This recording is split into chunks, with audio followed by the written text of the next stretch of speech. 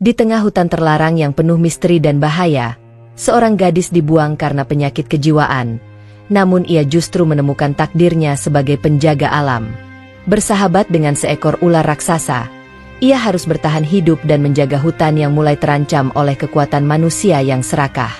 Kini, saat perang antara alam dan manusia semakin mendekat, akankah Lyra mampu melindungi rumahnya, atau akan terhancurkan oleh ambisi yang tak terkendali? Di sebuah kerajaan yang jauh tersembunyi di balik pegunungan berkabut, hiduplah seorang gadis bernama Lyra. Ia adalah putri dari seorang bangsawan, namun takdirnya berbeda dari kebanyakan gadis seusianya. Lyra memiliki tatapan mata yang dalam dan gelisah, seolah menyimpan rahasia gelap yang tak mampu diungkapkan. Sejak kecil, ia sering berbicara sendiri dan tertawa tanpa alasan. Warga kerajaan berbisik-bisik, menyebutnya sebagai gadis gila, anak yang membawa kesialan. Ketika Lyra beranjak dewasa, gejolak dalam dirinya semakin tak terkendali. Ia sering berteriak di tengah malam, meracau tentang suara-suara yang hanya bisa ia dengar. Ayahnya, yang dipenuhi rasa malu dan takut akan aib yang ditimbulkan putrinya, akhirnya memutuskan untuk membuang Lyra ke hutan terlarang. Hutan itu adalah tempat yang dihindari siapapun, karena konon dihuni makhluk-makhluk buas dan roh jahat. Bagi sang ayah, membuang Lyra ke sana adalah cara untuk menghapus noda dalam keluarganya. Dengan tangan terikat dan mata tertutup, Lyra diseret oleh para prajurit dan dilemparkan ke tengah hutan yang gelap. Tanpa suara, tanpa air mata, ia hanya duduk diam di bawah pohon tua yang akarnya menjulur seperti tangan-tangan raksasa. Malam itu dingin dan sunyi, hanya suara serangga dan desir angin yang menemani kesendiriannya. Namun, Lyra tidak benar-benar sendiri. Dari balik kegelapan, sepasang mata kuning menyala menatapnya. Seekor ular raksasa, kulitnya bersisik hitam legam dan tubuhnya sebesar batang pohon, melata perlahan mendekatinya. Ular itu bernama Nagha, makhluk kuno yang dipercaya sebagai penjaga hutan. Ia biasanya membunuh siapa saja yang berani menginjakan kaki di wilayahnya. Tapi malam itu, Nagha hanya melingkari Lyra, memperhatikannya dengan penuh rasa ingin tahu. Lyra membuka matanya dan menatap Nagha tanpa rasa takut. Justru ia tersenyum kecil. Akhirnya, seseorang yang tak menertawakanku, bisiknya. Anehnya, suara di kepala Lyra kini lebih tenang, seperti bisikan angin yang menyapu dedaunan. Ia mendengar bisikan lain, lebih dalam, lebih tua. Itu suara Nagha. "Kenapa kau tidak takut padaku, manusia?" tanya Nagha dengan suara yang menggetarkan udara. Lyra terkekeh.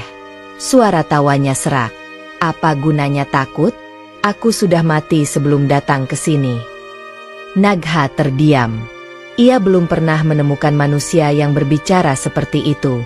Biasanya, manusia menangis dan memohon belas kasihan. Tapi gadis ini berbeda. Ada sesuatu yang rusak, namun juga sesuatu yang kuat dalam dirinya. Hari demi hari berlalu. Lyra bertahan hidup di hutan dengan bantuan Nagha. Ular itu membawakan buah-buahan dan melindunginya dari binatang buas. Mereka berbicara, bukan dengan kata-kata, tetapi lewat bisikan dalam pikiran. Perlahan, Lyra belajar memahami bahasa hutan, suara dedaunan, bisikan angin, dan nyanyian sungai. Suara-suara di kepalanya berubah, menjadi panduan yang membantunya berbaur dengan alam. Di bawah asuhan Nagha, Lyra menjadi bagian dari hutan.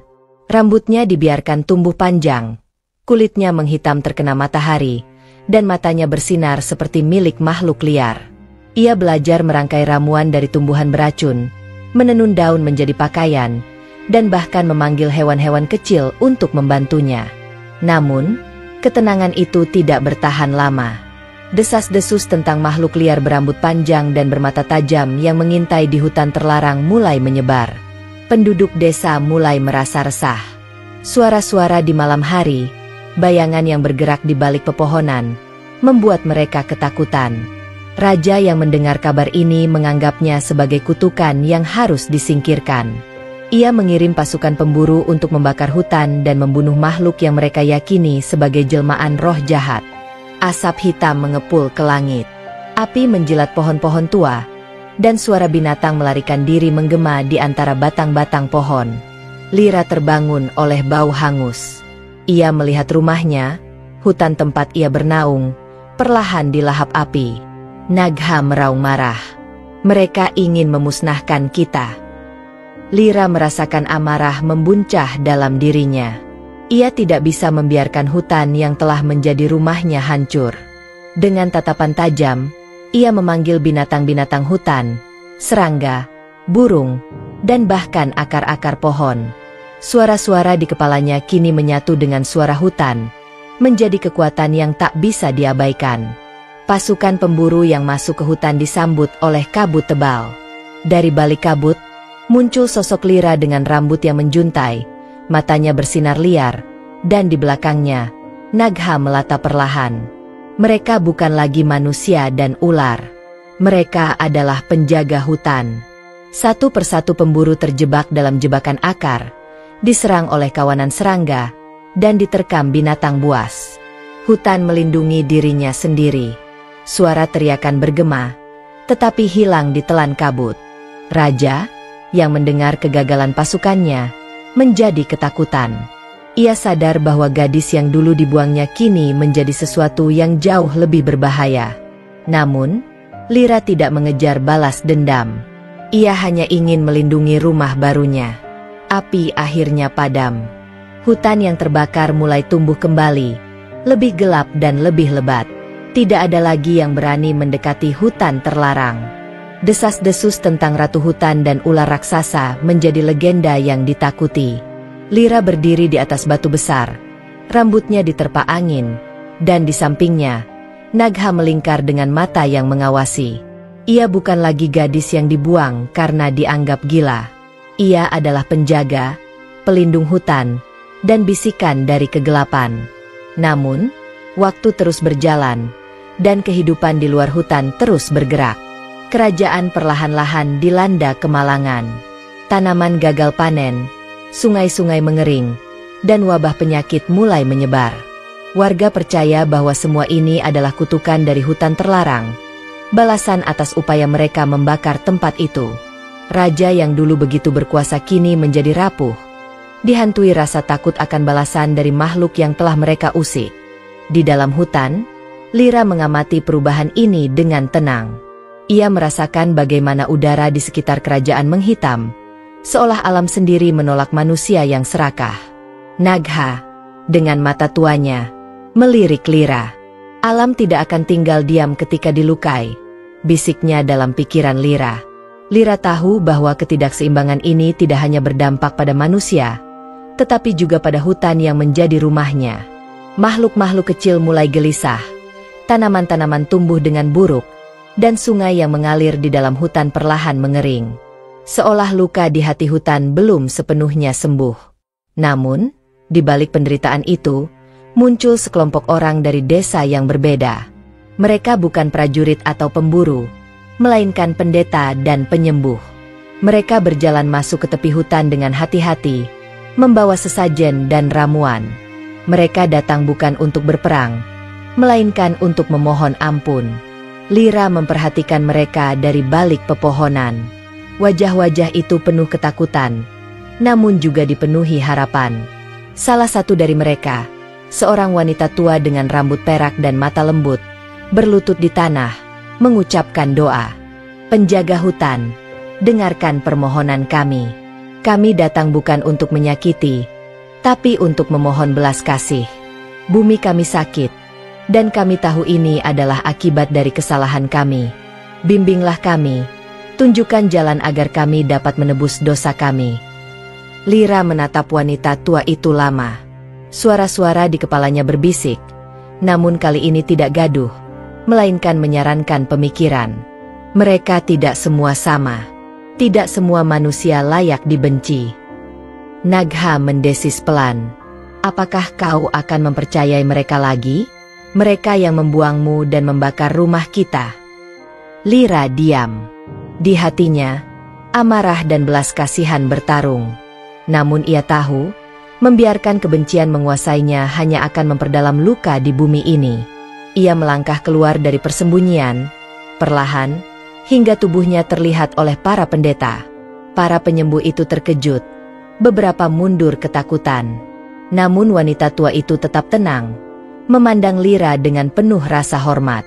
"Apa yang kau inginkan dari kami?" tanya Lyra. Suaranya serak, seperti angin yang berbisik di antara pepohonan. Wanita tua itu menundukkan kepala. "Kami ingin memperbaiki hubungan kami dengan hutan. Kami ingin belajar menjaga alam, bukan menguasainya." Lyra menatap mereka lama, lalu mengangguk perlahan. "Kalau begitu, buktikan. Ikuti hukum hutan. Beri dan terima dengan seimbang." Ia kemudian menunjuk ke arah sungai yang mengering. "Mulailah dari sana. Bersihkan sungai itu. Hapus racun yang kalian bawa." Para pendeta itu pun bekerja, menyusuri sungai, mengangkat limbah dan tanaman beracun yang tumbuh liar. Lyra dan Nagha mengawasi dari kejauhan. Perlahan, air mulai mengalir kembali, jernih dan dingin. Namun, di balik upaya damai itu, di dalam istana, raja justru menyusun rencana lain. Ia tidak percaya pada permohonan ampun. Bagi sang raja, ini adalah kesempatan untuk menyingkirkan Lyra selamanya. Ia memanggil seorang pemburu bayaran, seorang pria yang terkenal karena keahliannya memburu makhluk buas. Namanya Darven, seorang pria dengan bekas luka di wajah dan mata yang tajam seperti elang. "Singkirkan makhluk itu," perintah raja. "Bawa kepalanya padaku, dan aku akan memberimu emas seberat tubuhmu." Darven hanya tersenyum tipis. Makhluk atau manusia, semua bisa diburu. Malam itu, Darven menyelinap masuk ke dalam hutan, membawa senjata beracun dan jebakan mematikan. Ia melangkah tanpa suara, mengikuti jejak Lyra dan Nagha. Tapi hutan bukan tempat yang mudah untuk ditaklukkan. Akar-akar pohon mencoba menghalangi jalannya. Binatang-binatang kecil mengawasi dari kejauhan. Namun Darven adalah pemburu ulung. Ia tahu kapan harus diam, kapan harus menyerang. Suatu malam, saat Lyra tengah bermeditasi di bawah pohon besar, ia merasakan sesuatu yang berbeda. Suara-suara di kepalanya berubah menjadi peringatan. Bahaya. Sesuatu mengintai.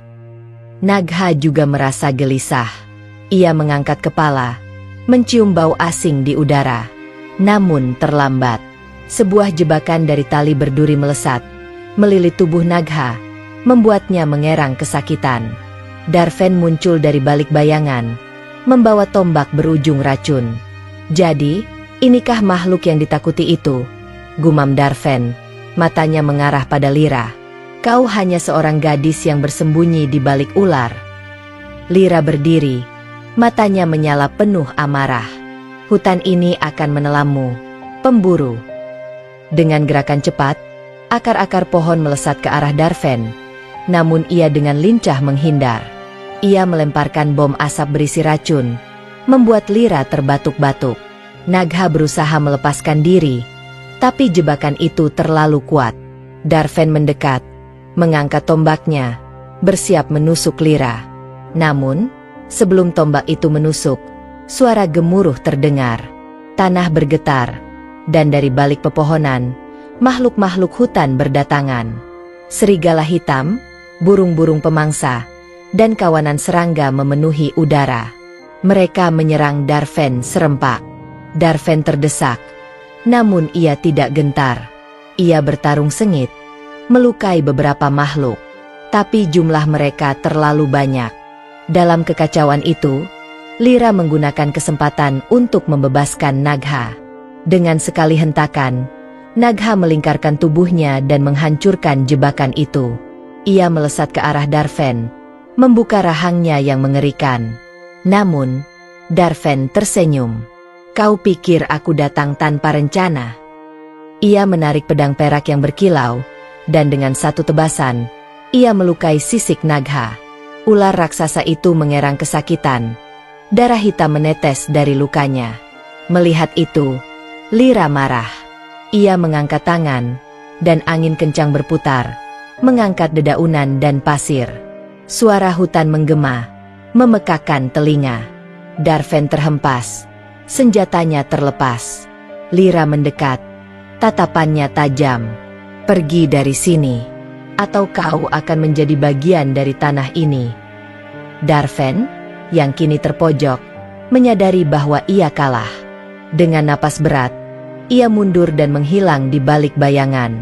Nagha terluka, namun selamat.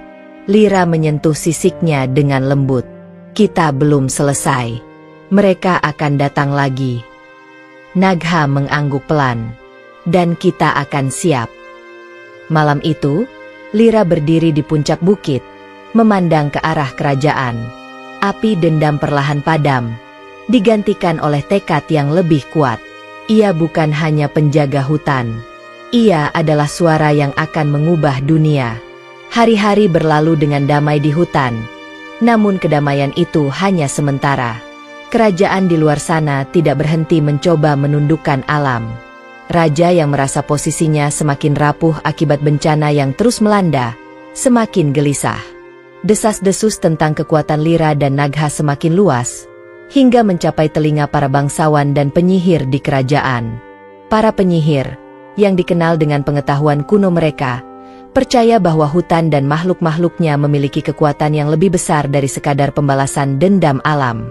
Mereka tahu bahwa Lyra bukan sekadar gadis yang dibuang ke hutan, melainkan bagian dari siklus alam yang lebih besar. Mereka mulai merencanakan untuk mengendalikan hutan itu, menguasai kekuatan yang ada di dalamnya, agar dapat memulihkan kekuasaannya atas kerajaan. Raja, yang sudah tidak tahu lagi harus berbuat apa, mengirim utusan kepada para penyihir.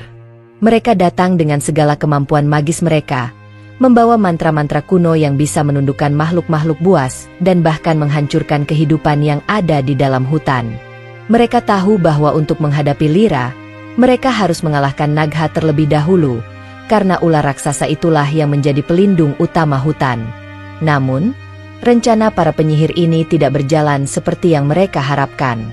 Lyra, yang semakin terhubung dengan hutan dan makhluk-makhluknya, merasakan keberadaan mereka jauh sebelum mereka mencapai perbatasan hutan. Suara-suara yang biasa hanya berbisik kini berbicara lebih keras, memperingatkannya akan bahaya yang mendekat.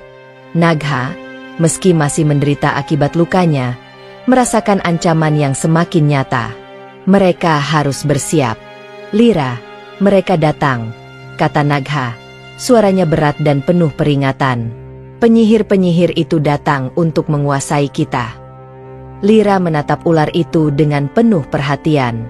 Meskipun ia merasa lebih kuat dan lebih terhubung dengan alam, ia tahu bahwa ini bukanlah pertempuran yang bisa mereka menangkan dengan kekuatan fisik semata.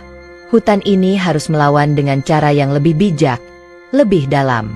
Mereka mempersiapkan diri. Lyra, dengan bimbingan Nagha, mengumpulkan makhluk-makhluk hutan untuk menghadapi ancaman tersebut.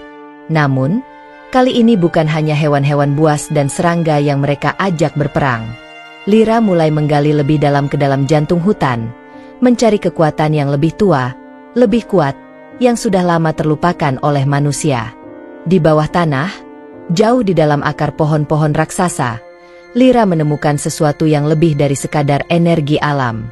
Ia menemukan entitas yang sudah lama terkubur, makhluk yang lebih tua dari hutan itu sendiri, roh-roh yang tak tampak, yang terikat dengan bumi dan langit.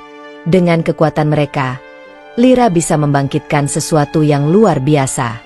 Dengan bantuan para roh dan makhluk-makhluk mistis, Lyra membangun pertahanan yang tidak bisa dilihat oleh mata manusia.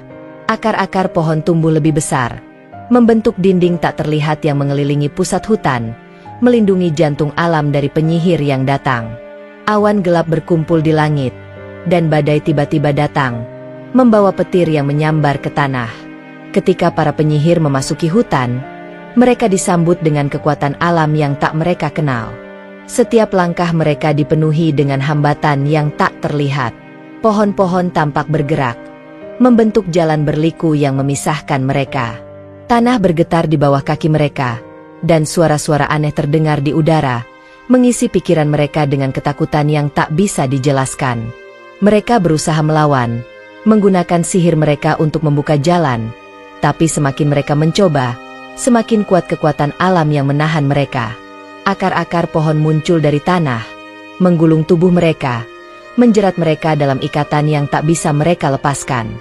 Badai semakin hebat, menggulung mereka dalam angin yang mengerikan.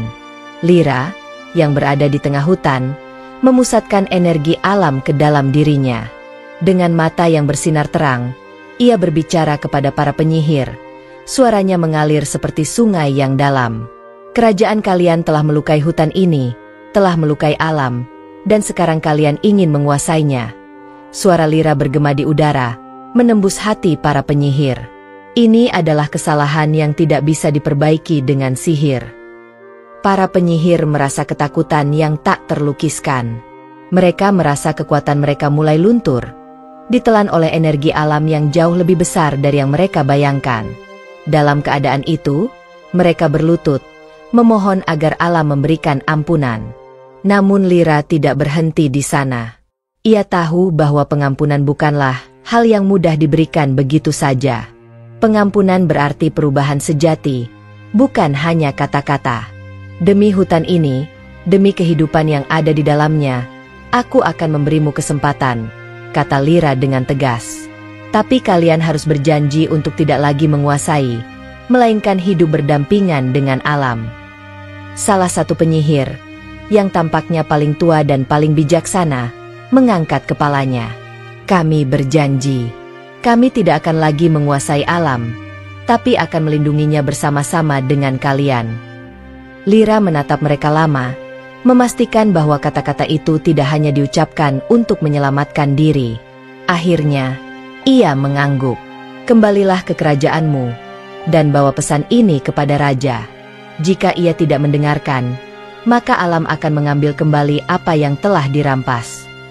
Para penyihir, yang kini merasa terberkati dengan kesempatan kedua, mundur perlahan dan pergi dari hutan. Mereka tahu bahwa untuk pertama kalinya dalam hidup mereka menghadapi sesuatu yang jauh lebih besar dari kekuatan mereka sendiri.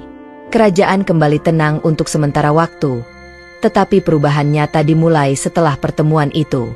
Penyihir-penyihir itu membawa pesan tentang hutan dan kekuatannya, tentang Lyra yang bukan hanya seorang gadis terbuang, tetapi juga penjaga yang menghubungkan dunia manusia dengan alam yang mereka abaikan. Raja, meskipun merasa terancam, perlahan mulai memahami bahwa ia harus berubah.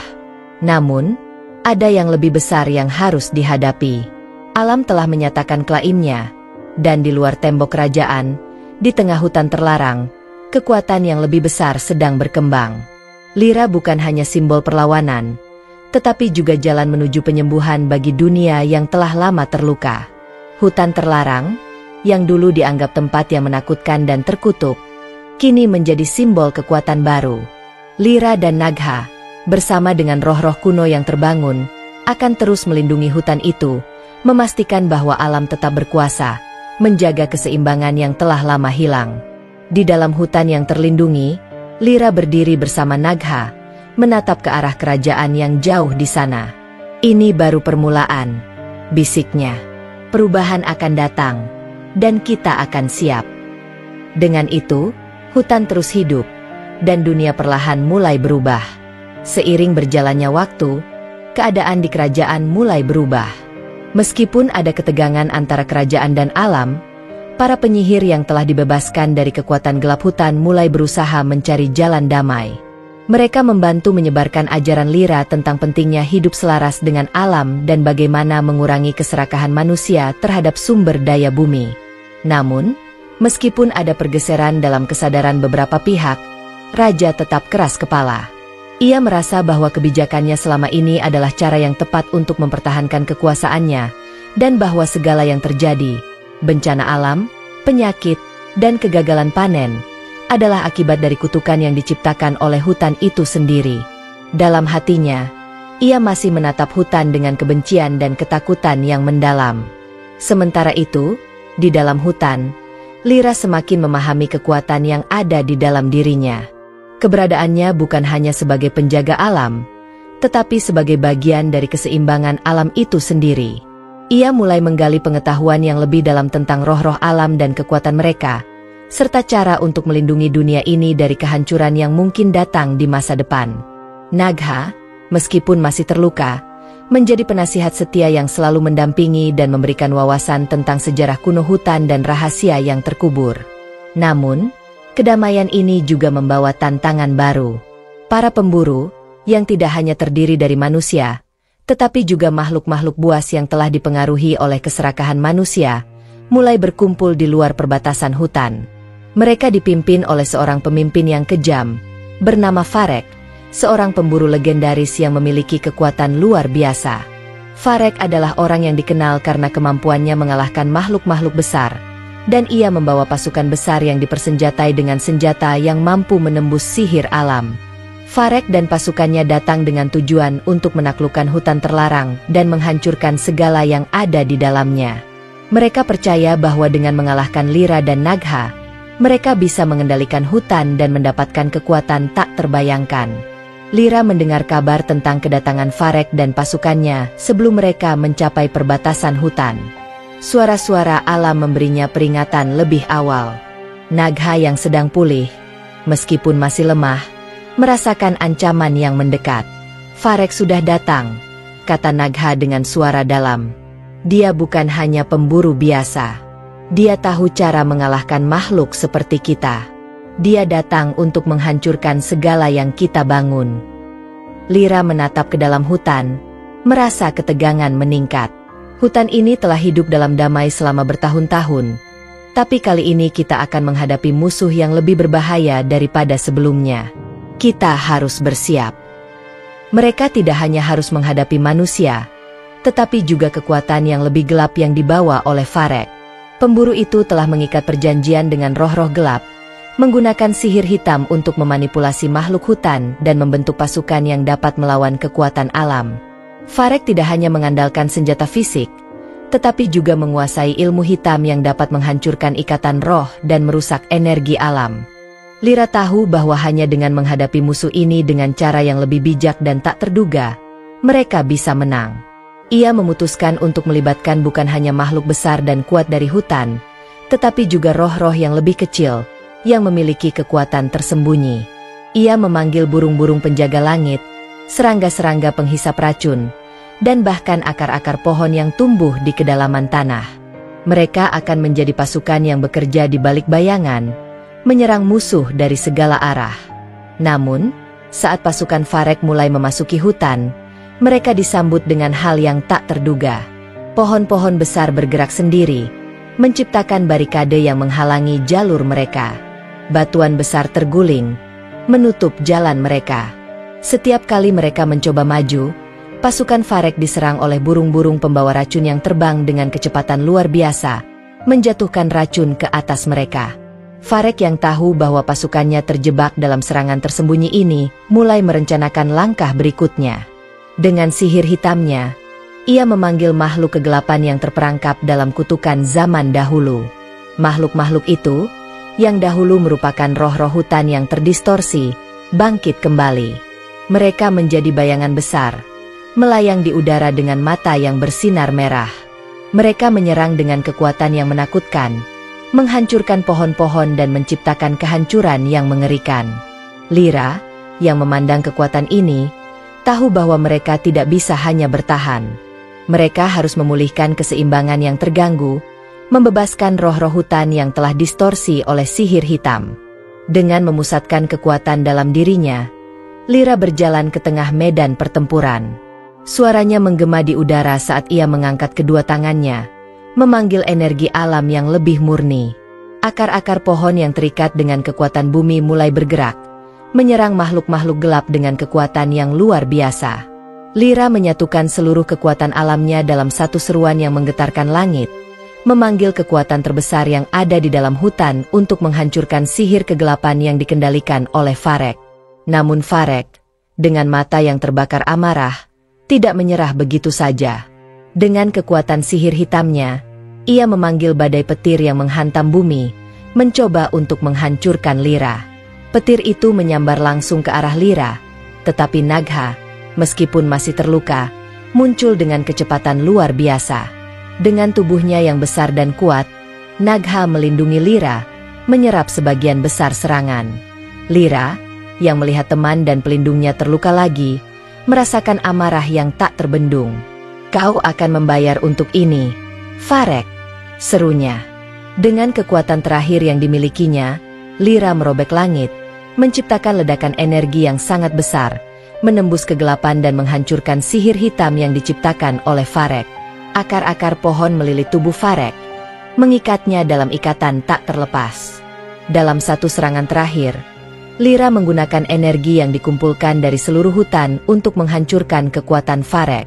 Makhluk-makhluk gelap yang sebelumnya dikendalikan oleh sihir hitam itu mulai memudar, kembali ke alam mereka yang sejati. Dengan hilangnya Varek, pasukan kegelapan pun berangsur-angsur menghilang. Lyra, meski lelah dan terluka, berdiri di tengah medan pertempuran. Hutan itu, yang telah dipertahankan dengan harga yang tinggi, mulai pulih. Angin membawa pesan perdamaian yang telah lama hilang. Nagha, yang masih berdarah, mendekat ke Lyra dan melingkarkan tubuhnya di sekitar gadis itu. "Kita berhasil, Lyra. Hutan ini akan kembali hidup." Lyra menatap hutan yang mulai sembuh, udara yang kembali segar, dan suara-suara kehidupan yang perlahan kembali. Ia tahu bahwa kemenangan ini bukan hanya milik dirinya dan Nagha, tetapi milik seluruh alam yang telah ikut berjuang. Namun, ia juga tahu bahwa ancaman akan selalu ada, dan sebagai penjaga hutan, tugasnya belum selesai. "Ini bukan akhir," kata Lyra dengan tegas. "Hutan ini adalah jantung dunia. Kita akan terus menjaga dan melindunginya, hingga dunia ini belajar hidup dalam harmoni." Dengan itu, mereka kembali ke kedalaman hutan, di mana kehidupan baru akan tumbuh, dan alam akan terus berkembang. Perjalanan Lyra dan Nagha, meskipun penuh dengan pertarungan dan ketegangan, belum berakhir. Setelah pertempuran besar dengan Varek dan pasukan kegelapan yang mengikutinya, Lyra merasa bahwa peranannya sebagai penjaga hutan terlarang bukanlah tugas yang bisa selesai begitu saja. Hutan itu masih membutuhkan perlindungan, dan meskipun ia berhasil mengalahkan ancaman terbesar yang pernah ada, tantangan baru akan selalu muncul, baik dari manusia yang tidak memahami alam, maupun dari kekuatan gelap yang selalu mengintai di balik bayangan. Hari-hari berlalu dengan hutan yang kembali damai. Lyra dan Nagha melanjutkan kehidupan mereka dengan hati yang tenang, meskipun kedamaian ini terasa rapuh. Lyra tahu bahwa untuk menjaga keseimbangan yang telah mereka capai, ia harus terus memperkuat hubungannya dengan alam, menggali lebih dalam pengetahuan kuno, dan terus menjaga agar tidak ada yang mengganggu keharmonisan hutan. Ia menghabiskan waktu lebih banyak dengan roh-roh alam, mempelajari cara-cara menjaga kekuatan alam agar tetap seimbang. Namun, kehidupan damai yang begitu mereka impikan ternyata tidak bertahan lama. Kerajaan, yang meskipun telah menerima pesan dari para penyihir dan beberapa bangsawan yang sadar akan pentingnya menjaga keseimbangan alam, ternyata masih dipenuhi oleh mereka yang serakah. Beberapa di antaranya menginginkan kembali kendali atas hutan untuk memanfaatkan sumber daya alam yang ada di dalamnya. Mereka percaya bahwa menguasai hutan akan membawa kekayaan dan kekuatan yang lebih besar bagi kerajaan mereka. Bahkan ada yang mulai melupakan pelajaran dari bencana yang telah melanda sebelumnya. Lyra mendengar kabar tentang niat jahat itu melalui burung-burung penjaga langit. "Ada yang merencanakan untuk menyerbu hutan lagi," kata Nagha dengan suara berat. "Kali ini, mereka tidak akan membawa sihir gelap, tetapi ambisi manusia yang lebih besar. Mereka ingin mengubah hutan menjadi ladang yang bisa dieksploitasi." Lyra memandang langit yang perlahan mendung. "Jika mereka ingin menguasai hutan, mereka harus melawan kami dulu," katanya dengan tegas. "Tetapi kita harus lebih berhati-hati. Alam ini telah cukup menderita." Dengan tekad yang kuat, Lyra memutuskan untuk menghadapi ancaman itu dengan cara yang lebih bijaksana. Ia tahu bahwa jika perang terbuka terjadi, banyak kehidupan yang akan terluka. Ia memanggil para penyihir yang dulu membantunya untuk berdamai dengan alam, dan bersama mereka, Lyra merencanakan langkah-langkah untuk menghadapi kerajaan yang akan datang. Tujuan mereka bukan untuk menghancurkan, tetapi untuk mengajarkan kembali tentang pentingnya menjaga alam, agar manusia dan hutan dapat hidup berdampingan tanpa saling merusak. Sementara itu, Raja, yang merasa terancam oleh pergerakan di dalam kerajaannya sendiri, akhirnya memutuskan untuk bertindak. Namun, Kali ini ia tidak mengirim pasukan besar seperti sebelumnya. Sebaliknya, ia memanggil Lyra untuk berbicara, berharap ada jalan damai yang bisa ditemukan. Lyra berdiri di depan raja. Tatapannya tenang namun penuh perasaan. "Raja," kata Lyra dengan suara yang berat, "hutan ini bukanlah musuhmu. Alam tidak akan pernah melawan jika kita tahu bagaimana cara hidup bersama. Tetapi jika manusia terus memaksakan kehendaknya, alam akan merespons." Raja, yang mulai menua dan merasa bahwa kekuasaannya semakin rapuh, menatap Lyra dengan pandangan yang berbeda. Ada rasa penyesalan di matanya, meskipun masih ada keraguan yang sulit dibuang. "Aku tahu, Lyra. Aku sudah mendengar kata-kata para penyihir, tetapi keinginan rakyatku begitu besar untuk menguasai kekayaan alam ini." Lyra menghela napas. "Bukan kekayaan yang harus dikejar, Raja. Yang kita butuhkan adalah keharmonisan. Alam akan memberi segala yang kita perlukan, tetapi jika kita memaksanya, semuanya akan berbalik menjadi bencana." Raja terdiam, merenung dengan dalam. Beberapa waktu berlalu sebelum akhirnya ia berbicara lagi. "Jika begitu, bagaimana kita bisa memperbaiki semuanya? Bagaimana cara kita menjaga keseimbangan antara kerajaan dan alam?" Lyra tersenyum, meskipun senyum itu penuh kesedihan. "Bergantung pada kehendakmu, Raja. Tetapi aku akan mengingatkanmu bahwa alam tidak bisa dipaksa untuk mengikuti kemauan manusia. Kalian harus belajar hidup berdampingan dengan hutan, bukannya menguasainya." Pada saat itu, Nagha muncul dari bayangan. Tubuhnya yang besar terlihat melingkar di sekitar Lyra. Dengan kehadirannya, semakin jelas bahwa ancaman itu tidak hanya datang dari manusia, tetapi juga dari makhluk-makhluk alam yang menjaga hutan ini. "Hutan ini adalah rumah bagi semua makhluk, manusia atau bukan," kata Nagha, suaranya berwibawa. "Kami tidak akan membiarkan siapapun menghancurkannya lagi." Raja akhirnya menyadari bahwa peranannya dalam menjaga kerajaannya bukanlah untuk menguasai alam, tetapi untuk melindungi dan merawatnya. Dengan bantuan Lyra, para penyihir, dan makhluk-makhluk hutan, ia memulai perubahan besar dalam kebijakan kerajaannya. Mereka mulai mengatur ulang cara manusia menggunakan sumber daya alam, memprioritaskan keberlanjutan dan keharmonisan antara manusia dan alam. Namun, meskipun langkah-langkah ini diambil untuk menghindari kerusakan lebih lanjut, Lyra dan Nagha tetap berjaga-jaga. Mereka tahu bahwa meskipun satu pertempuran bisa dimenangkan, peperangan untuk menjaga keharmonisan antara manusia dan alam adalah perjuangan yang tidak akan pernah selesai. Mereka harus selalu siap menghadapi ancaman yang datang, baik dari luar maupun dari dalam, karena alam adalah kekuatan yang sangat besar, dan manusia hanya bisa menjadi penjaga yang bijak, bukan penguasa. Hari demi hari, hutan itu mulai tumbuh dengan lebih kuat, hidup dengan cara yang lebih damai, tetapi dengan pengawasan yang lebih hati-hati. Lyra dan Nagha tetap menjadi pelindung hutan, menjaga keseimbangan dan memastikan bahwa kehidupan di dalamnya tetap berjalan dengan baik. Mereka mengerti bahwa meskipun manusia bisa berubah, alam selalu memiliki cara untuk melindungi dirinya sendiri. Dan begitu, cerita hutan terlarang yang dulu penuh dengan misteri dan bahaya, kini menjadi simbol harapan dan peringatan. Sebuah pelajaran bahwa alam, meskipun kuat, membutuhkan perlindungan, bukan penaklukan. Hutan itu, bersama Lyra dan Nagha, tetap hidup, menyaksikan dunia manusia yang semakin sadar akan pentingnya menjaga keseimbangan dengan alam.